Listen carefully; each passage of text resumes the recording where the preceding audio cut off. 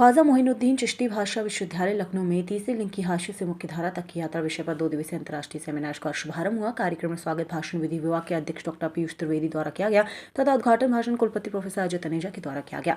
शुभारंभ सभा बतौर मुख्य अतिथि किन्नर समाज के श्रेष्ठ नेतृत्वकर्ता उज्जैन पीठ जून अखाड़ा की महामंडलेश्वर मां पवित्र उपस्थिति रही, जिसमें उन्होंने अपने उद्बोधन के माध्यम से विश्वविद्यालय द्वारा थर्ड जेंडर विषय पर सेमिनार आयोजित करने की सराहना की और समाज द्वारा इस दिशा में सकारात्मक माहौल बनाने की अपील की। कार्यक्रम में मुख्य वक्ता के तौर पर साहित्यकार एवं आकाशवाणी गोरखपुर से निदेशक के पद से सेवानिवृत्त डॉक्टर नीरजा माधव उपस्थित रहीं, जिन्होंने अपने लिखे गए उपन्यास एवं कहानी जिसमें मुख्य यमदी उपन्यास जो कि तृतीय लिंगियों में संबंधित विषय पर है, इसके माध्यम से विषय पर प्रकाश डाला गया। कार्यक्रम में विशिष्ट अतिथि के तौर पर फिनलैंड डेवऑप्स इंजीनियर और पर्वतारोही इंजीनियर अवनीश चंदेल भी उपस्थित रहे। इस अवसर पर कार्यक्रम में नीरज शुक्ला विधि सांख्य अध्यक्ष प्रोफेसर मसूद आलम, समन्वयक डॉक्टर श्वेता त्रिवेदी, डीआर दीक्षा मिश्रा, तान्या सागर, डॉक्टर प्रशांत वरुण, डॉक्टर आशीष शाही, डॉक्टर कृष्ण मुकुंद, निधि सिंह राठौर, हेमा पाठक, नालिनी मिश्रा, डॉक्टर राजकुमार सिंह, डॉक्टर योगेंद्र सिंह सहित विश्वविद्यालय के विभिन्न शिक्षक और छात्र छात्राएं उपस्थित रहे। और आर्गन होगा अंदर दूसरे सेक्स का वो होगा आर्गन होगा। उन बच्चों को भी जब 13-14 वर्ष के होंगे तो उसमें हार्मोनल जो चेंजेज आते हैं उसकी वजह से जो डेवलपमेंट होता है उससे पता चलता है। तो किसी में सर्जरी के द्वारा जो हम लोग कभी कभी सुनते हैं लिंग परिवर्तन करवा के और वो अपनी इच्छा अनुसार जो भी बनना चाहे, तो उस तरह का जब रहता है कोई चांस तो डॉक्टर उनसे पूछ के और फिर वो चेंज कर पाते हैं स्यूडो हर्माफ्रोडाइट्स में। लेकिन जो ट्रू हर्माफ्रोडाइट्स होते हैं उसमें दोनों आर्गन होते हैं अंदर, इसलिए वो बहुत ज्यादा मतलब उनके अंदर चांसेस नहीं होते कि उनको कोई चेंज किया जा सके। लेकिन एक इस प्राकृतिक कहेंगे कि असमानता के कारण प्रकृति ने उनके साथ एक कोई अन्याय किया, इसके अलावा उनके भीतर कहीं कोई दुर्गुण नहीं है, ना उन्हें संग्रह की प्रवृत्ति है, ना उनमें कोई लोभ है, ना ही उनमें कोई ऐसी स्पृहा है किसी से कि हमें इसको पछाड़ के और आगे हो जाना है। तो मुझे लगा कि चुनाव आयोग से मैं पूछूं, उस समय तक 98-99 पूरे समाज में एक नाम दिया जाता है कि इसके परिवार के कोई कर्म होंगे, बुरे पाप होंगे तो ये ऐसे बच्चे पैदा हुए, लेकिन ऐसा नहीं है। मैं स्कूल गई, कॉलेज गई, लेकिन कहीं ना कहीं एक लोकल लैंग्वेज का जो ढांचा था वो कभी बदला नहीं और इस समाज की नजरें और उंगलियां कभी रुकी नहीं, क्योंकि अरे देखो छक्का जा। और अपनी किसी एक आवाज को चरितार्थ होते देख रही हूँ, प्रणाम कर रही हूँ। और जिस पद पर है जूना अखाड़ा में महामंडलेश्वर, वह पद हम सब लोगों के लिए सनातन संस्कृति में बहुत ही आदर का स्थान होता है। तो आपको आदर के साथ संबोधित कर रही हूँ और जिसके इस बहुत ही सुंदर परिसर में बहुत कुछ अच्छा देखने को मिला, ऐसे बहुत ही सर्जक मस्तिष्क जिनकी डिमांड मैंने यमदीप उपन्यास के माध्यम से इस कम्युनिटी के लिए की थी। यह साहित्यकार कभी तलवार नहीं चलाता, साहित्यकार पिन चुभोने का काम करता है ताकि समाज जगे, और टॉर्च बियरर होता है, किसी अंधेरे कोने को प्रकाशित करना उसका काम होता है। मुझे ये संतोष है कि मैं उस अंधेरे कोने को टॉर्च से प्रकाशित कर सकी, जिसके कारण आज न्याय व्यवस्था और सनातन धर्म ने सबसे पहले बढ़कर इन्हें अखबार भेजा है।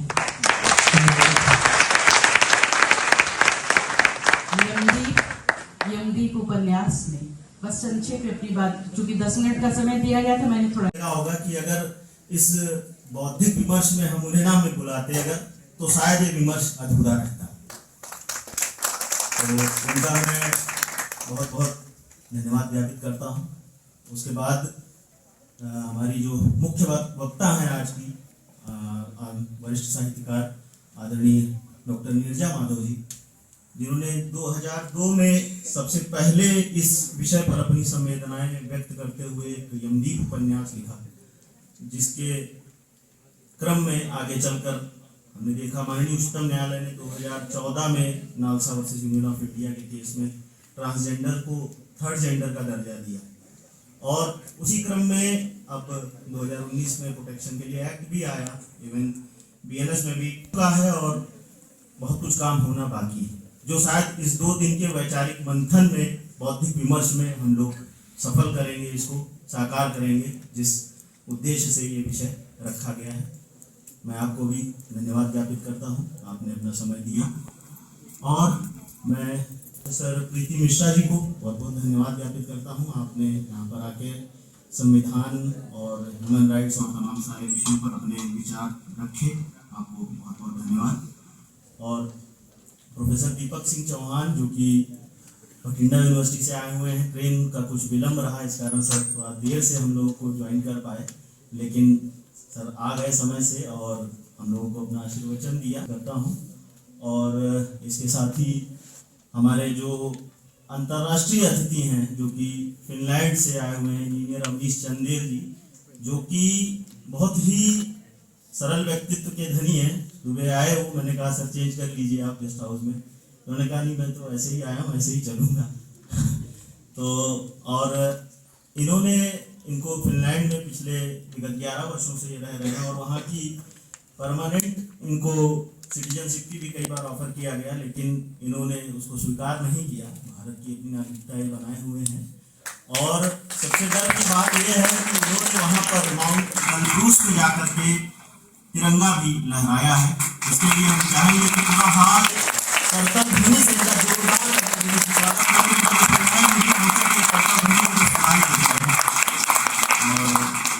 अंत में मैं हमारे कुल के मुखिया, हमारे कुल सचिव महोदय, कुलपति महोदय सॉरी, जो कि जिनकी प्रेरणा से हम सब ये कार्यक्रम कर पाते हैं और जिनके सहयोग के बिना संभव नहीं है, और जिन्हें इस विश्वविद्यालय की हम बुनियाद कहें या सूरज कहें तो शायद ये अतिशयोक्ति नहीं होगी, जिनके आने से पूरे विश्वविद्यालय का ये जो माहौल है पिछले 8 महीने में बहुत कुछ बदला है। आपके मार्गदर्शन में हम नित नए कार्यक्रमों को करते रहते हैं, आपकी प्रेरणा से आपको बहुत बहुत धन्यवाद ज्ञापित करता हूँ। मेरे विभाग के अधिष्ठाता महोदय प्रोफेसर मसूद आलम जी को, इनके निर्देशन में हम लोग आगे बढ़ते रहते हैं, कार्य करते रहते हैं, विभागीय गतिविधियाँ हमेशा उनकी अनुमति रहती है, सहयोग रहता है।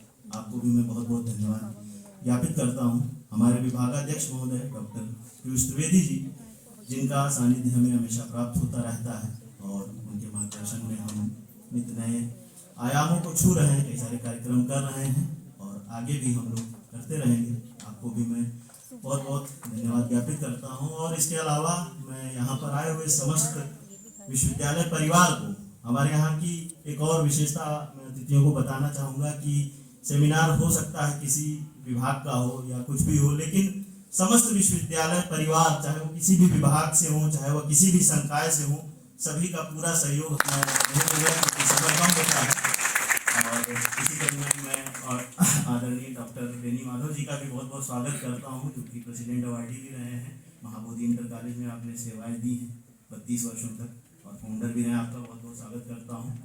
आदरणीय डियार साहब और अन्य सभी संकाय सदस्यों और उपस्थित सभी आगंतुकों का मैं अपने हृदय की गहराइयों से स्वागत करता हूं, धन्यवाद ज्ञापित करता हूं सभी को। और आशा करता हूं कि अभी जो 2 दिनों में भी पैनल डिस्कशंस और टेक्निकल सेशंस चालू होंगे, हम अपनी बौद्धिक विमर्श के जरिए इस विषय पर जो विषय अछूते रह गए हैं, जो बिंदु अभी तक नहीं स्पर्श किए गए हैं, हम उन तक पहुंचेंगे और एक नया आयाम उसको देंगे।